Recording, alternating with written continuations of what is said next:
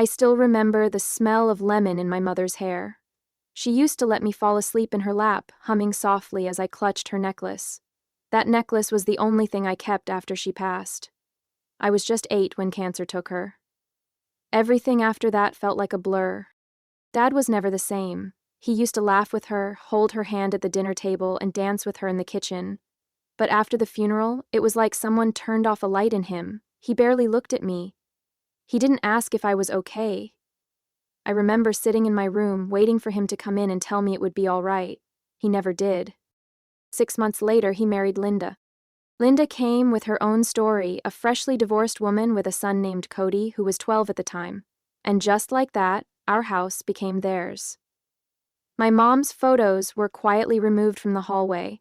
Her garden was uprooted and replaced with Linda's favorite roses. Even the kitchen smelled different. Linda called me Rachel like a school teacher would. Distant, polite. She'd smile in front of Dad but speak to me like I was a guest, or worse, a burden. And Cody? He moved into the bigger bedroom and got a brand new bike, while I still rode my old hand-me-down. I wanted to believe Dad just needed time, that he was grieving in his own way. But time kept passing, and he kept drifting further away.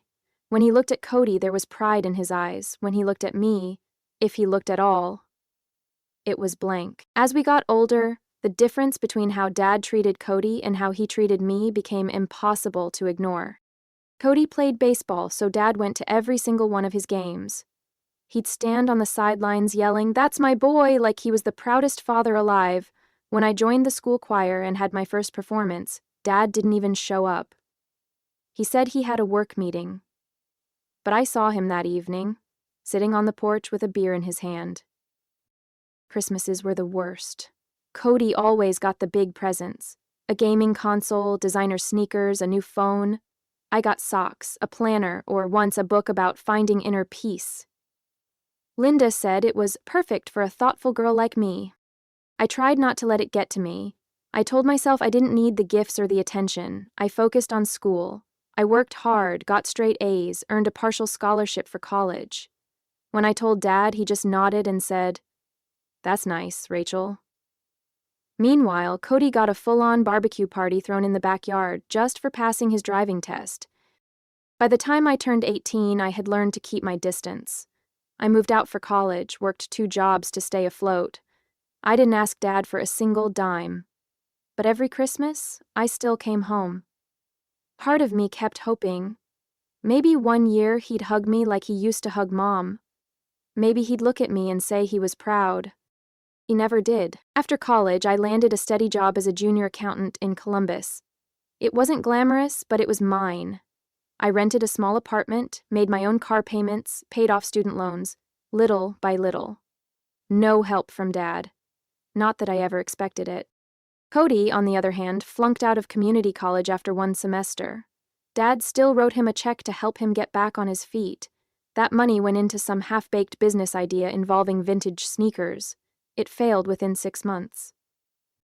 Then came another idea, then another, each one backed by Dad's money.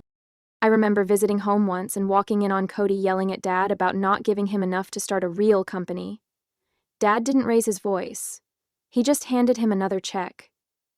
I stood in the doorway, invisible. I didn't want the money. I just wanted to be seen, heard, valued. So I threw myself into work, took on overtime, saved for my own future. I even bought a small house at 28. Nothing fancy, but it was mine.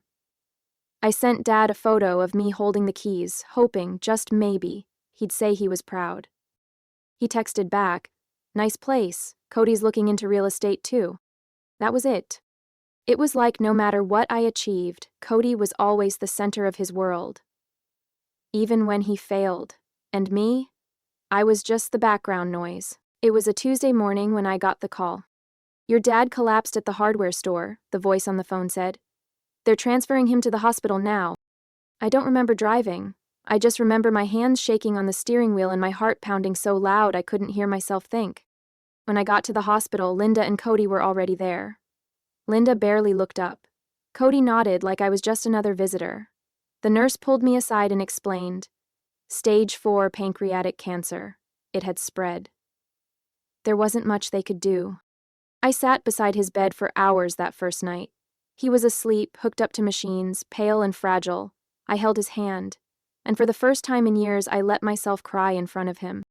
Over the next few months, I visited almost every day. Linda came sometimes. Cody showed up once a week, usually with his phone glued to his hand. But I was there. I brought soup, helped him to the bathroom, read to him when he couldn't sleep. And then one afternoon, while I was fluffing his pillow, he looked at me, really looked at me, and said, "You've turned out all right, Rachel." It wasn't much, but it cracked something open in me. I smiled, tears welling up. "I'm glad you're here," he added softly. That night, I dared to believe. Maybe, finally, he saw me. The morning after Dad's funeral, the house was quiet. The flowers were still fresh. Plates of untouched food sat on the counter. Linda wore all black but walked around like a hostess at a dinner party. Cody scrolled on his phone like nothing had happened. I sat in the living room, holding a cup of cold coffee, still trying to process everything. Grief was strange. It made time feel thick, like I was moving through syrup. Then Linda walked in and said, "The lawyer will be here at 2, we'll be reading the will." Something about the way she said it, so matter of fact, so final. My stomach twisted. When the lawyer arrived, he had a manila envelope in his hand. We all sat at the dining table. I tried not to look at the empty chair where Dad used to sit. The lawyer cleared his throat and began. He listed some debts, the house, a few savings accounts. Then came the part I'll never forget. "To my stepson Cody, I leave the house, my business accounts, and remaining personal savings in full." There was a pause. I waited. But nothing came. No mention of me. Not even a sentence. I stared at the lawyer. "That's it?" I asked, my voice barely above a whisper. He looked at me with something like pity. "That's what's in the document." Linda's lips curled into a small, satisfied smile. Cody didn't even look up from his phone. I sat there frozen, numb. Everything I thought we'd rebuilt in those last few months, every soup, every smile, every quiet moment by his bedside, it meant nothing. He left everything to Cody, and left me with nothing. I didn't cry that day. I didn't scream. I didn't argue. I just drove back to my little house and sat in the driveway for almost an hour, staring at the steering wheel, completely hollow. For the next few days, I went through the motions. Shower, work, sleep, repeat. But something kept nagging at me. Dad hadn't even mentioned my name in the will. Not one word. It didn't feel like a mistake. It felt intentional. And yet, I couldn't shake the memory of him holding my hand in that hospital bed, looking at me with eyes full of something I hadn't seen in years. Regret. So, I did something I'd never done before. I requested a copy of the will myself. It took a few days, but when the documents arrived, I pored over them. It was typed, signed, notarized, everything looked official, but the date on it stopped me cold. It was signed 6 weeks before he died. 6 weeks, right in the middle of his chemo treatments when he could barely sit up in bed. I remembered vividly that week I had to spoon-feed him. He couldn't even hold a pen. And yet, somehow, he had signed a full legal document? My gut twisted. Something wasn't right. I called a lawyer. Not a fancy one, just someone who knew estate law. I told him everything. He asked me one question. "Was your father mentally sound when he signed it?" I paused. Because the truth was, I didn't know. But I was going to find out. The more I dug, the less things made sense. I went back through my notes, my texts with Dad, photos from those last weeks. He was barely coherent in some of them, slurring his words, falling asleep mid-sentence. There was no way he had the strength or mental clarity to fully understand a legal document. The lawyer I hired reviewed the will and noticed something strange too. The witnesses who signed it were both employees of Linda's cousin's law firm. I confronted Linda about it one afternoon. I didn't plan it, I just showed up at the house and asked. She smirked.